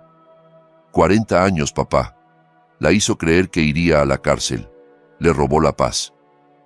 Le robó su vida, dije. Y nuestro futuro. Este dinero es la pensión de tu madre, la herencia de tus abuelos, cada regalo que nunca recibiste porque ella lo guardaba. Está aquí». Laura me miró con los ojos encendidos de rabia y dolor. «Quiero matarlo», dijo. «No», repliqué. «No vamos a matarlo. Vamos a destruirlo legalmente, en público y para siempre. Pero necesito tu ayuda. Hoy estarás aquí. Serás respaldo». Acordamos el plan. Laura se escondería en la despensa grande junto a la cocina, tras una puerta con listones que le permitiría verlo y oírlo todo. Fui al garaje y traje un bote de gas pimienta para osos que guardaba por si venían perros agresivos. Se lo tendí. «Si intenta tocarme», le dije. «Si se pone violento cuando salga la verdad, sales». «Le apunto a los ojos», dijo, apretando el bote. Lo creí. Cuando se escondió en la despensa, preparé el escenario. Cerré las persianas y apagué todas las luces menos la lámpara del comedor. Quería un ambiente opresivo, pequeño, como un confesionario. Luego hice la llamada. Era la interpretación más importante de mi vida. Hundí los hombros, dejé que la voz me temblara. Le puse encima todo el cansancio y el duelo de esos meses. Marqué. «Bueno», contestó Diego al primer timbrazo. Sonaba animado. «Diego, hijo», dejé entrar un sollozo en la voz. «No puedo más. No dormí anoche. La audiencia, los abogados, las peleas. Es demasiado. Soy un viejo, hijo. Estoy cansado». Silencio. Casi podía oír cómo sonreía. «Te lo dije, papá», respondió meloso. «No estás bien. Este estrés es malo para tu corazón. Tienes que soltar. Tienes razón, dije. La tienes en todo. Estoy confundido. Persigo fantasmas. Solo quiero que pare. Quiero descansar. Es todo lo que queremos para ti, papá. Que descanses. Que estés seguro. Quiero firmar los papeles, murmuré. La tutela, la administración. Lo que traigas. Tráelo y lo firmo todo. Solo prométeme que no me vas a meter a un asilo. Déjame quedarme en la casa. Hubo un pequeño jadeo de alegría que intentó tapar. Claro, papá, aseguró. Nunca quisimos mandarte a un asilo. Solo ayudarte con las cuentas. Voy esta noche. Llevo al licenciado Salgado para que todo quede bien. ¿Esta noche? A las 7, dije. No llegues tarde. Si lo pienso mucho, puedo arrepentirme. Allí estaremos, prometió. Descansa. Ya casi se acaba. Colgué. Mi mano no temblaba. Ya casi se acaba, repetí en voz baja. Pasé el resto del día preparando. Guardé el dinero y los documentos en la bolsa y la coloqué bajo la mesa, oculta por el mantel largo. Puse una única pluma estilográfica pesada en el centro de la mesa. Ningún papel, solo la pluma. Me senté en la cabecera en mi sillón y esperé. Las horas se estiraron. A las 6, Laura volvió y se metió en la despensa sin decir palabra. A las 6:58, los faros iluminaron la ventana. Se oyeron puertas, risas. Venían celebrando. Venían a arrebatarle a un viejo su dignidad y sus bienes, y se reían. Sonó el timbre. «¡Está abierta!», grité con voz cascada. Entró Diego primero con un traje azul impecable, el pelo relamido, como ejecutivo de anuncio. Detrás venía el licenciado Salgado, cargando un portafolios, con cara de estar allí solo por la minuta. En la mano de Diego, increíblemente, una botella de champán Dom Perignon. «Papá», tronó, entrando en el comedor medio a oscuras. «¿Por qué estás a oscuras? ¿Ahorrar luz?». Se rió de su propio chiste. Dejó la botella en el aparador. «La tomamos luego para celebrar. Licenciado, siéntese». El abogado colocó un taco grueso de papeles sobre la mesa, deslizándolos hasta mí. El ruido seco que hicieron sobre la madera fue el único sonido. El aire estaba denso, como antes de una tormenta. Miré los documentos. En la primera hoja se leía «Acuerdo voluntario de curaduría», una forma elegante de decir que entregaba mi vida, mi libertad y mi dignidad al hombre frente a mí. «Firme, papá», dijo Diego, con voz sedosa pero con un hilo de ansiedad. «Solo firme aquí y yo me encargo de todo. No tendrás que preocuparte por nada. Nosotros pagamos las facturas, cuidamos la casa, manejamos las cuentas. Solo tienes que confiar en mí». Lo miré. Sonreía, mostrando demasiado diente. Para él, yo no era su padre, el hombre que le enseñó a atarse los cordones, a lanzar una pelota. Era un obstáculo con fecha de caducidad. Tomé la pluma. Pesaba fría en la mano. La sostuve sobre la línea de firma. Levemente, la mano me temblaba, no de miedo, sino por contener la rabia. Diego se inclinó hacia adelante, hipnotizado por la punta del bolígrafo. El abogado miró el reloj, pensando en la cena. Bajé la pluma hasta que la punta tocó el papel y dejó una gotita de tinta. Me detuve. Levanté la vista. «Sabes, hijo», dije con voz suave, «pasé 40 años haciendo cimientos y aprendí que cuando construyes sobre una mentira, tarde o temprano la casa entera se viene abajo». Diego frunció el ceño. «¿Qué dices, papá?» «Firme ya». Moví la mano, pero en vez de firmar, llevé los dedos al borde inferior de la mesa, donde horas antes había fijado con cinta una pequeña grabadora. La despegué y la dejé encima de los papeles. «¿Qué es eso?», preguntó Diego, perdiendo la sonrisa. Pulsé play. La sala se llenó de estática y luego se oyó una voz áspera como grava, la de Esteban Kowalski. «Vino a mi caseta la noche del accidente», decía. Lloraba, temblaba, me dijo que debía dinero a gente mala de juego, me pidió ayuda, me dictó la carta, me dijo que pusiera que lo vi sacar el perno, me dijo que su madre pagaría lo que fuera». Diego se puso pálido. Miró la grabadora como si fuera una bomba. «Ella era blanda», continuaba la voz. «Dijo que pagaría para salvarlo. Él cobraba cada semana. Me usó a mí de monstruo. Pero fue él. Siempre fue él. Dejé que sonara unos segundos más, lo justo para que el veneno se le clavara hasta el fondo. Luego apagué. El silencio fue más fuerte que la grabación. Diego abrió la boca, pero no le salió nada. Miró al abogado. El licenciado Salgado clavó los ojos en él, horrorizado, cerrando despacio el portafolios. Sabía que estaba sentado al lado de un criminal. Me puse de pie. No necesité apoyarme en la mesa. Me erguí completo. Me sentí otra vez el hombre que cargaba vigas al hombro. Fijé mis ojos en los suyos. No solo le robaste el dinero, Diego, dije firme. Le robaste la vida. 40 años despertándose pensando que su hijo iba a ir a la cárcel. 40 años acostándose rezando para que el chantajista no hablara. Intentó negar. Papá, ese viejo miente. Está loco. No te atrevas. Golpeé la mesa con el puño. La botella de champán tintineó. No me vuelvas a mentir. Tengo los registros del banco. Las fotos de ti en el estacionamiento. Las cartas que escribiste de tu puño y letra. Saqué la bolsa de lona de debajo de la mesa y la volqué.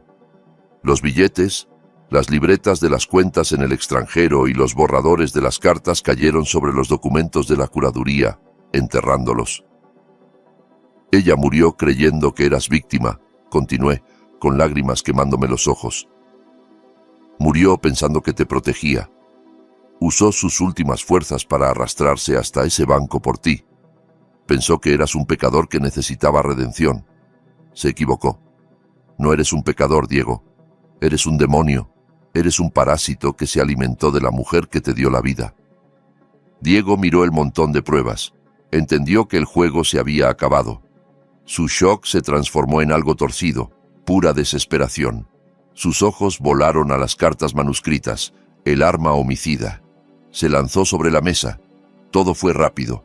Los platos se deslizaron, el champán rodó y se estrelló en el suelo. No venía hacia mí, sino hacia los papeles.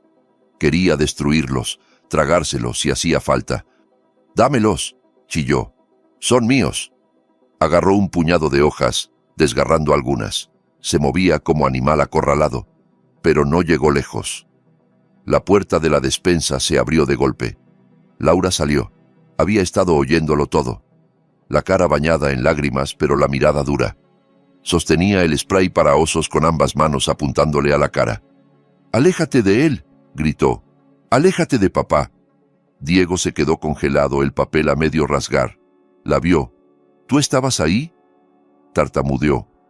«Lo escuché todo, Diego», dijo ella, avanzando. «Cada palabra. Sé lo que le hiciste a mamá». Él miraba de un lado a otro. Estaba rodeado. El abogado se había retirado hasta la puerta con una mano en el picaporte, listo para huir. «Estás enfermo», escupió Laura, «y lo vas a pagar». Diego dejó caer los papeles. Se dejó caer en la silla. El aire se le fue. Parecía pequeño, patético. Yo me senté de nuevo. Coloqué el cuaderno azul encima de los billetes. «Se acabó, hijo», dije. «El banco está cerrado y la policía viene de camino». El silencio volvió a apoderarse de la casa, interrumpido solo por la respiración agitada de Diego. Laura seguía con el spray en posición, sin apartarse del montón de pruebas. El licenciado Salgado, pegado a la puerta, no sabía si quedarse o salir corriendo. Yo miré hacia el pasillo. «Ya pueden salir», dije en voz alta. La puerta del dormitorio principal se abrió. No era un fantasma quien salió, sino el sheriff Ramírez, seguido de mi abogado, el licenciado Herrera.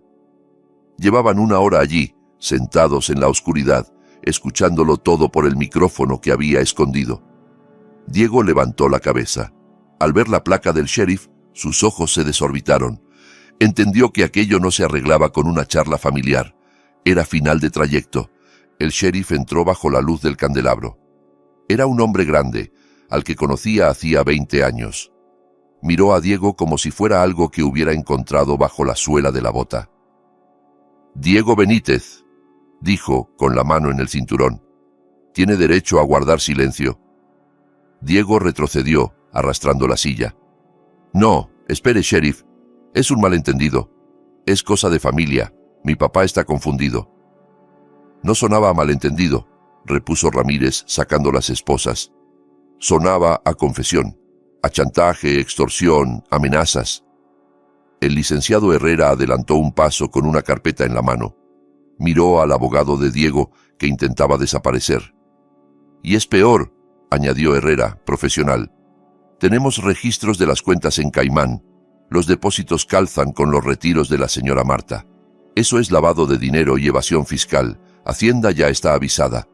Les interesa mucho saber cómo un empleado de 60.000 al año tiene millones offshore. Diego miró a su propio abogado. «Haz algo», suplicó. «Detén esto». «Lo siento», dijo Salgado quitándose las gafas. «No puedo ser parte de esto. Me mentiste. Dijiste que era un caso simple de tutela. Me retiro». Abrió la puerta y se fue, dejándolo solo. Diego me miró, la cara deshecha. La soberbia se había ido. Solo quedaba un niño asustado con la mano en el tarro de galletas. «Papá, por favor», lloró. «Diles que paren. Soy tu hijo. No puedes dejar que me lleven. Piensa en la familia. Piensa en los niños». Lo miré. Pensé en la familia, en Marta bajo la lluvia, de rodillas en el asfalto, en 40 años de miedo. «Dejaste de ser mi hijo el día que escribiste esa carta», respondí. El sheriff le dio la vuelta y le puso las esposas. El clic metálico sonó definitivo. Lo llevaron hacia la puerta. Laura lo siguió con la mirada, llorando, pero sin apartarse. Era fuerte, como su madre. «Espera», dije. El sheriff se detuvo. Fui al aparador y saqué el talonario de cheques. Lo abrí, tomé la pluma y escribí uno. Lo arranqué y me acerqué a Diego. Sus ojos brillaron de esperanza. Quizá creía que era para pagar fianza.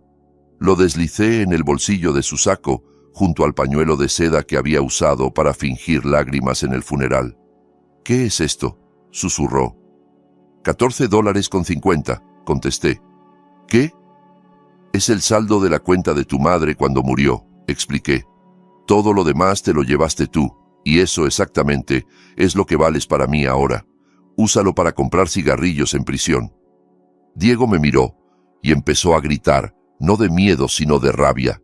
«¡Viejo hijo de...!», bramó mientras lo metían en el coche. «Ese dinero era mío. Lo merecía.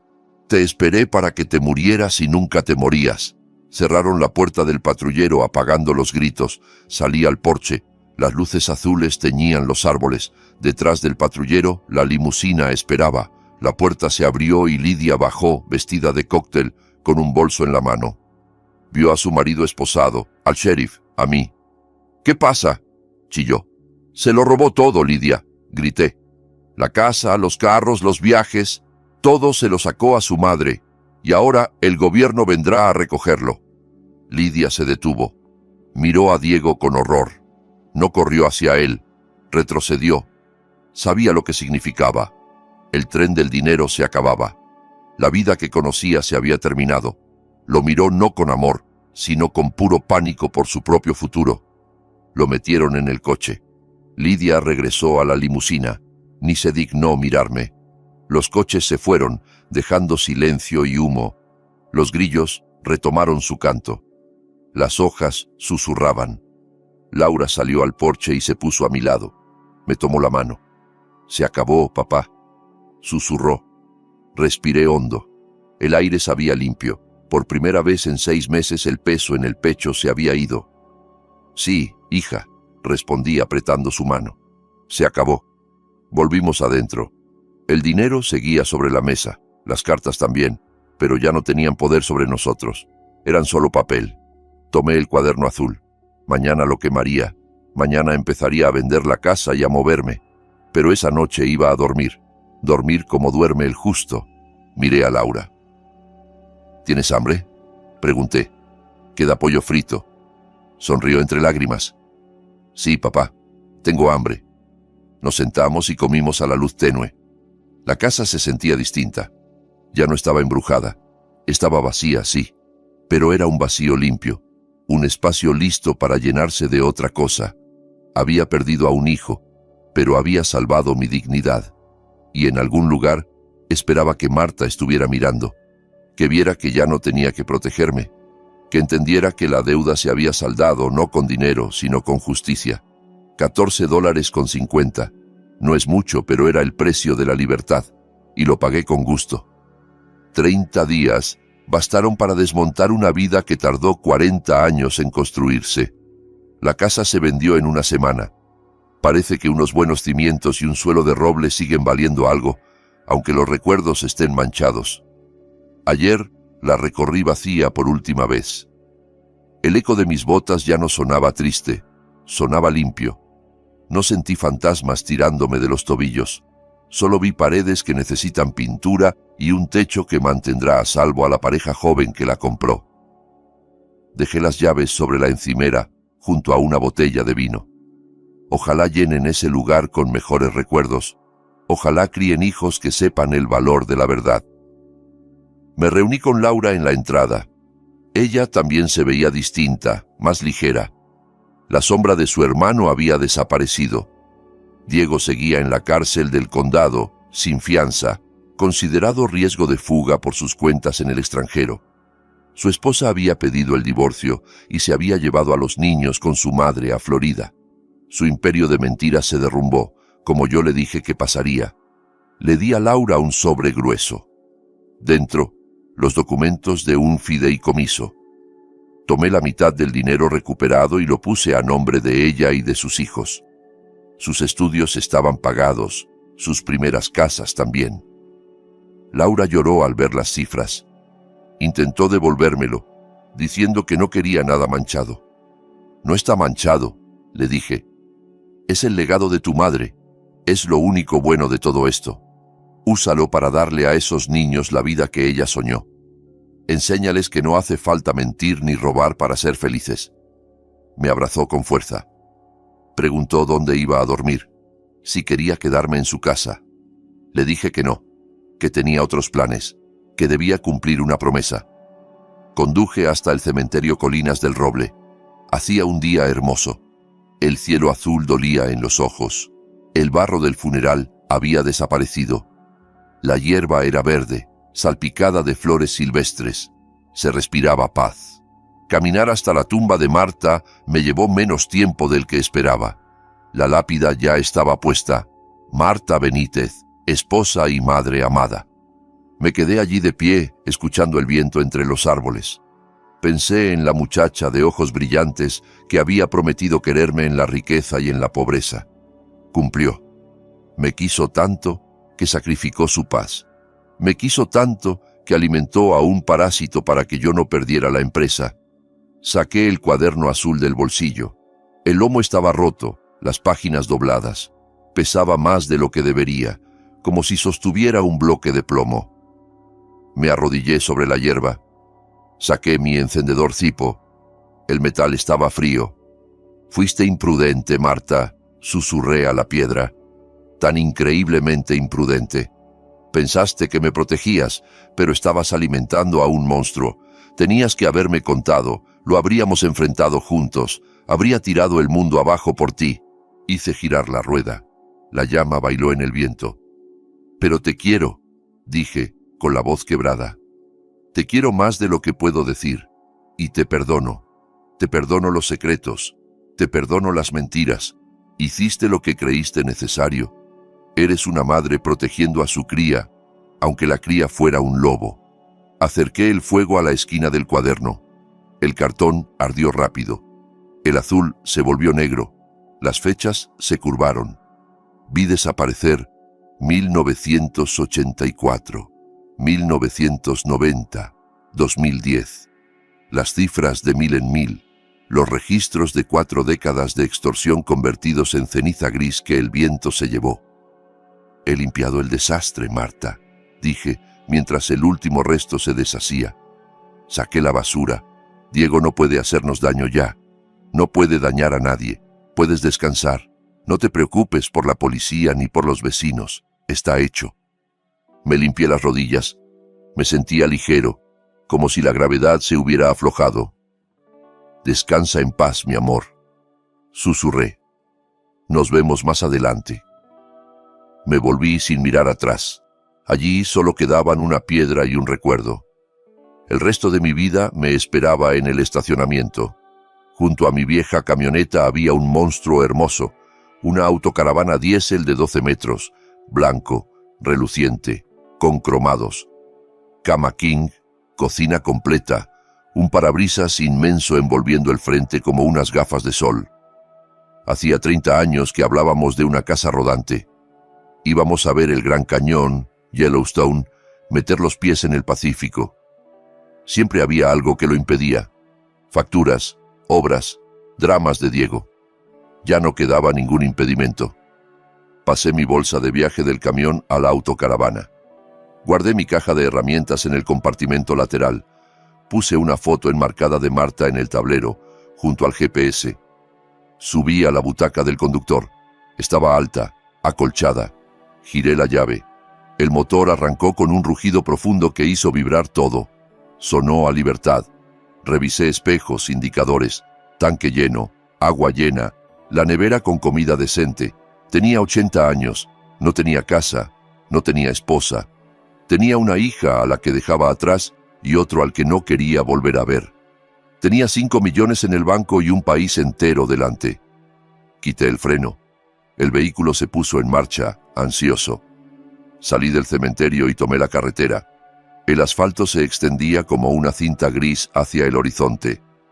Miré por el retrovisor.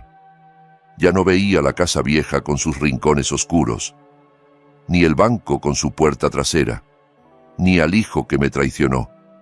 Solo el asfalto alejándose. Pulsé el acelerador. Por primera vez en 40 años, no estaba construyendo para otros, ni tapando errores ajenos, ni preocupado por nóminas, seguros o chantajes. Solo estaba manejando. Miré la foto en el tablero, Marta sonriente. «Nos vamos al mar, Marta», dije, como prometimos. Miré la carretera y por primera vez en mucho tiempo me sentí libre. La lección más valiosa que he aprendido a los 80 años no es cómo ganar dinero, sino el costo de encubrir. Mi esposa pasó 4 décadas protegiendo a nuestro hijo de las consecuencias, pero en realidad alimentó a un monstruo dentro de casa. El amor sin razón no salva a nadie, solo alarga la tragedia. La verdad, por dolorosa que sea, es siempre mejor que una mentira reconfortante. No dejes que la palabra familia te obligue a aceptar el abuso. A veces el acto de amor más valiente es dejar que quienes quieres se enfrenten a la ley y a su propia conciencia. Si el viaje de este viejo buscando justicia te ha tocado, dale like para que sepa que no estoy solo. Suscríbete al canal para acompañarme en las próximas rutas hacia la libertad. ¿Alguna vez descubriste un secreto devastador sobre alguien a quien querías? Cuéntame tu historia aquí abajo.